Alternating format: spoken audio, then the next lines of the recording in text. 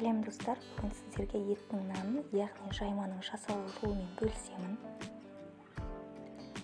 Видеоға лайк басып, тіркелуді, қызықты видеолар жіберіп алмау үшін колокольчик батырмасын басуды ұмытпаңыз. Достарыңызбен бөлісіп отырыңыз.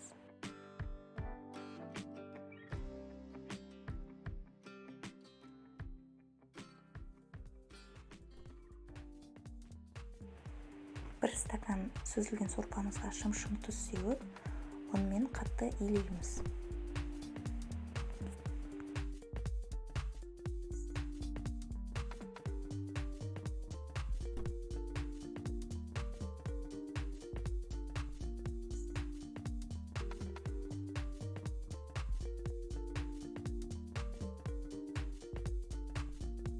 Он 15 минутқа тындырып қоямыз. 15 минуттың ішінде 2-3 рет қатты илеп қайтадан тындырамыз.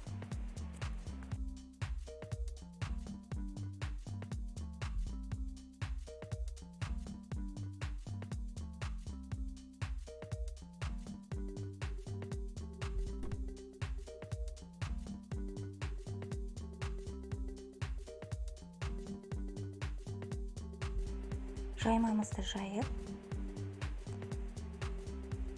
видеодағыдай төрт-бүштетіп кесеміз.